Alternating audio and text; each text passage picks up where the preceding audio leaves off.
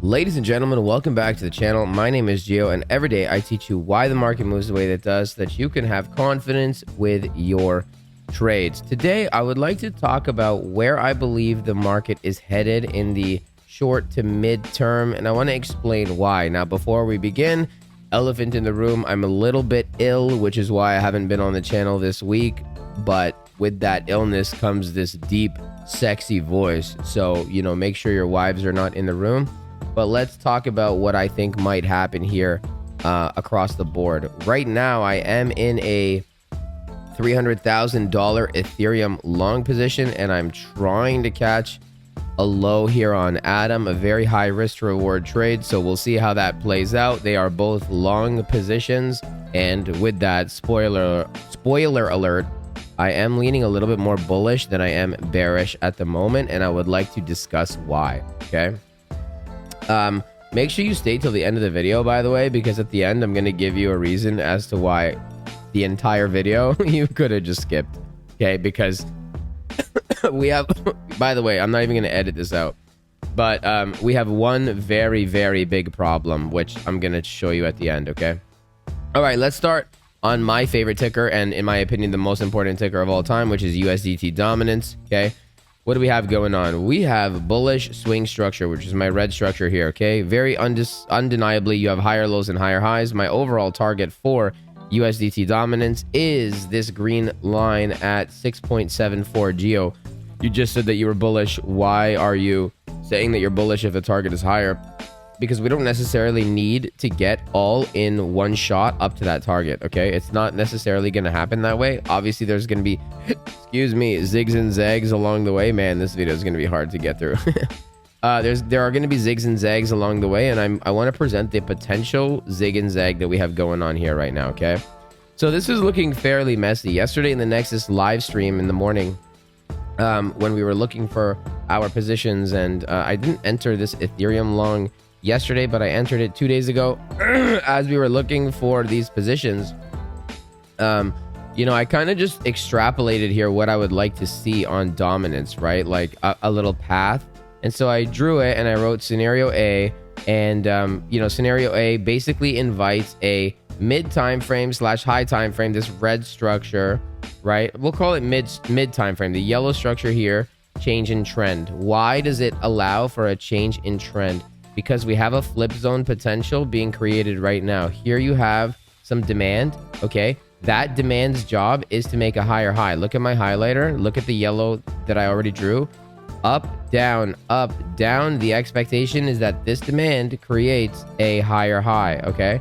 In the event that that higher high fails, you will now have a flip zone, in which case you would be able to short, not that we can short USDT dominance, but you would treat it the same, where you can short the supply that is created as a result of that demand, okay? Now, what would I be looking for in terms of shorting? Well, you have supply above your range high, which has inducement on it, and you have a nice liquidity curve, as I have drawn out here, just above that level. So what makes sense to me is for USDT dominance to exactly follow my path, hang around here, lose that low, then hold this demand, flip bullish here, come up for a quick dump.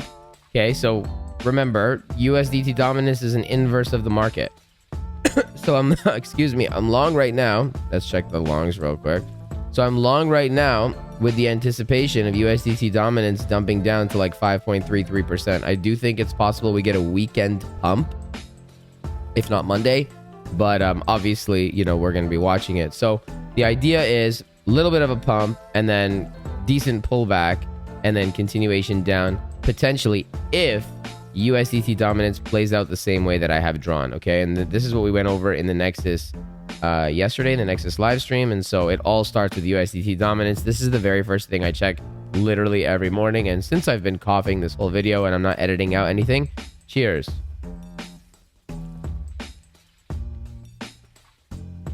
Okay, I don't know if coffee is good for you when you're sick. Let me know in the comments down below. All right, let's talk about Bitcoin now. So Bitcoin is simply ranging. Excuse me.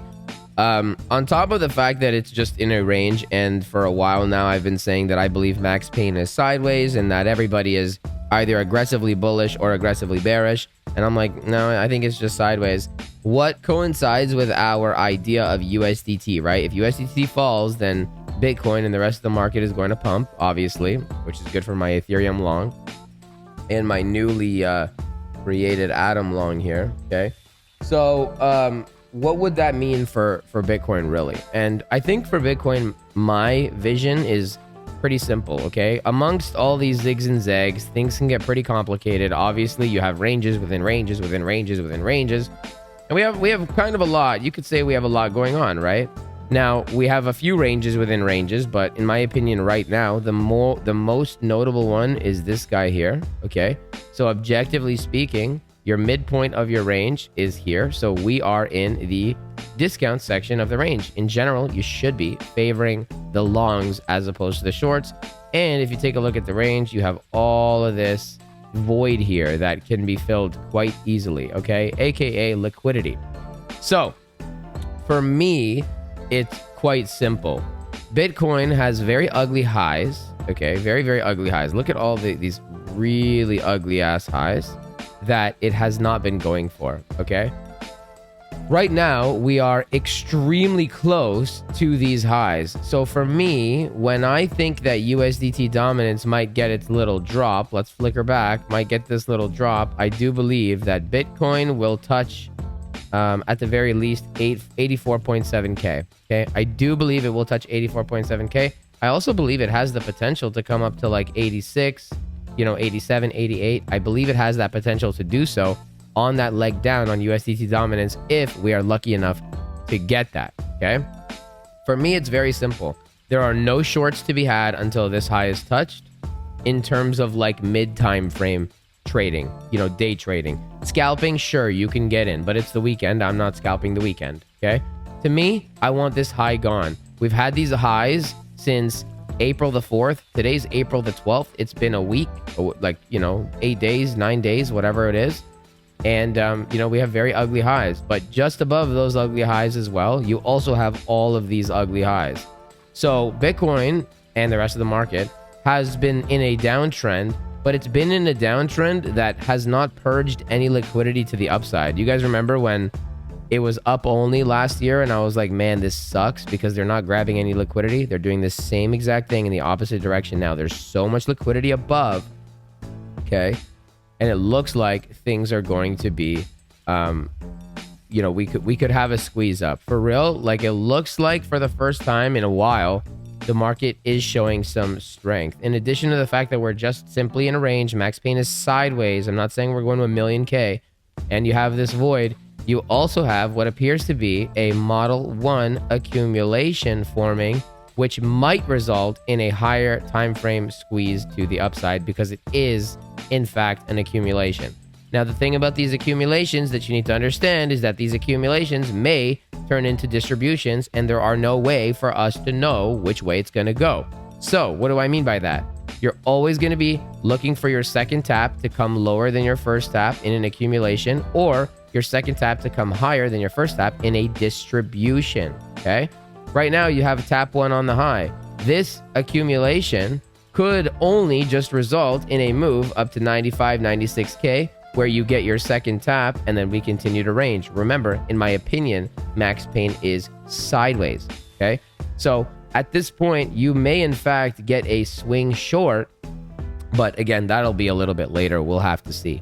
Now, I know I said I was going to save it for the end of the video, but since we're talking about why this might be a swing short, and the only reason in my opinion, really, as to why things might be a little bit more bearish than bullish, I lean bullish, but the only problem with it are these equal lows, okay? I posted on Twitter the day that this happened, the day before this happened, and I said, I think we're going to come for new lows. And I was right about the move. We fell another like 7%. By the way, Trump with his tariffs on, tariffs off, boy who cried wolf nonsense is like the perfect catalyst for this wacky ass price action. But anyway, so I was right about the move to the downside, and I was right about basically new lows, but they just didn't take it. And it's crazy to me that they didn't take it because we were literally $164 away. So you know, me being able to identify that price was going to move down in such a significant fashion, I still count that as me being right. Although technically speaking, we didn't make new lows. Like, man, $160, the idea was there. Okay, they could have just done it. So now, because of these equal lows, it gives us a very clear target to target. No different than our longs gives us a very clear target to target because of our, you know, we have like 4 equal highs here, right? So that is liquidity. That's 4 more reasons to come up. And this is 2 more reasons to come down. Okay. So, you know, understanding that, yes, this could be a swing short. We know that, you know, that's a little bit later. You'll have many videos on this channel since then or until then. So it's all good. Like, I'll keep you guys in the loop with what I'm doing, but that's the overall reason why this might be a swing short now. This swing short was on my chart. This potential was on my chart for so long now. They never gave it, but now it's even more confluence. Like, I'm even more confident that this is going to be a swing short to new lows because of these equal lows.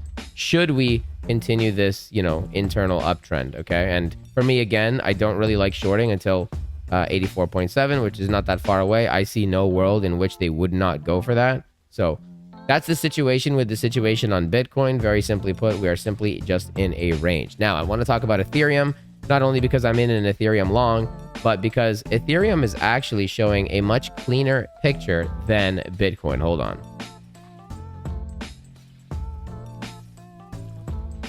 Okay, so Ethereum is the one that usually trades like garbage. Usually, okay? Ethereum normally does what Bitcoin is doing now, right? Bitcoin's leaving these lows. Ethereum never accumulates ever. It does stupid shit like this. Let me find it. It does dumb shit like this, like really, really stupid shit like this, which results in Geo making a bunch of videos last year, letting everybody know that they're way too bullish. They're way too bullish because this is what happens when you don't properly accumulate. And surprise, surprise, look at where we are now, okay? So Ethereum is not doing that, and especially is not doing that relative to Bitcoin. Let me remind you what Bitcoin looks like. Bitcoin and Ethereum are both ranging. Bitcoin and Ethereum both kind of made, I'm going to call it, well, not kind of, yearly lows, new yearly lows. I was going to say Bitcoin's all-time low. I like calling it the all-time low, although I know it's not. But Bitcoin and Ethereum, Bitcoin started is doing this shit, right, where it's not taking the low. And Ethereum is taking the low, or did take the low, which is what normally Bitcoin does, right? So Ethereum's picture is a lot more clean for me, okay? Because we took the low and you flipped this structure bullishly, this is why I lean a little bit more bullish. I learned in the last year, okay, that you can't be so hyper obsessed with liquidity. Now, you need to remember that it's there. You need to be aware of it so that when you're longing like we are right now, you have at least a reason as to why price may go against you. You know, I always preach to, instead of like looking at every reason why the trade might go in your favor, look for every reason why the trade could go against you, right? Like, don't look at it in your favor. Winning is easy. Keeping the money is hard, right? You need to try to like play devil's advocate against your trade idea. Look for every reason it can go against you. And at least when you have equal lows on Bitcoin, you know, if the market takes a shit, it's most probably going to be coming for that liquidity, right? So Ethereum's story is a little bit different because Ethereum did take the low, effectively leaving an SMT, by the way, between Ethereum and Bitcoin. And now you flipped structure bullishly. Now, is this the most bullish break in the world? Absolutely not. Is your follow through coming in from your potential higher low, higher high, which, by the way, this was a trade setup and this is the trade, like this 16.5K trade is the one that was given, right? In the Nexus. So they knew that I took this, they knew, and I made a really elaborate video talking about ETH BTC and how this could be a serious bottom for Ethereum. So if you want to get that video, let me know in the comments down below. It's really long, but it's a private Nexus video. It's a really good video. It's very detailed, okay? It's pretty advanced, but, you know, if you want that, if you're interested in that, let me know. I don't like the way Atom is moving right now. I might have to reconsider my position, but anyways, I'll get to that later on my own time. Okay, so, you know, Ethereum broke the low, SFP'd the low. broke structure above the high. It's not the cleanest break, and you're not really getting the best follow through right now. Okay. So what that means to me is that Ethereum, although I do suspect it may come higher, I do suspect it could come for this liquidity, and I do suspect, you know, again, like Ethereum has been getting hammered, the altcoins have been getting absolutely decimated, right? In the event that the market, you know, does get some form of relief here, you need to be watching Bitcoin and you need to be watching USDT dominance in regards to the Ethereum trade. I do think that this is the low that comes before hitting 1686, which is why I have not taken profit quite yet on my Ethereum long. I do think that we're going to come for this high. Why? Well, number one, no different than Bitcoin, we have liquidity, and not only that, like look at this liquidity curve, right? You have these highs that can come for quite easily, and your swing structure is this. So your expectational order flow is higher low to then make a higher high, which means this is automatically your target. And then obviously we're targeting up to here as well. Okay, so I do think that we're going to be coming up to 1687. I'm hoping for it. My long on Ethereum is hoping for it. So we'll have to see. We'll have to monitor it. It is weekend volume, so we'll have to make adjustments if needed. But I do think it's very important to be paying attention to Bitcoin in this general area, because we might get an SFP of these highs and roll over. Okay, what would USDT dominance look relative to this idea? If this idea even happens, it would look kind of how I drew it here, right? Maybe you lose this flip zone, which it's holding right now, so we might need some more time. Maybe you lose this flip zone, right? And then, you know, maybe this is the point right here where Bitcoin ends up hitting that high, right? So at that point, if USDT dominance decides to pump from here, like as an SFP of this low, for example, then Bitcoin and the rest of the market will likely roll over. So it depends on what USDT dominance is doing at the same time that Bitcoin touches that high, if it even touches that high. Okay. In the event that it does not touch that, or sorry, in the event that it does not SFP that high and it just continues higher, then I would suspect at this level here, Bitcoin to make its way up towards potentially, you know, this zone, 87, 88, potentially even 89, 90K at the time that USDT dominance hits that other low. So, you know, I'm watching everything, right? The follow through on Ethereum is not really the best. The follow through on Bitcoin right now, it's okay, but it's not really, you know, you didn't really flip any structure from the whole way. Like from the low, you didn't take this low, so there was no structure flip.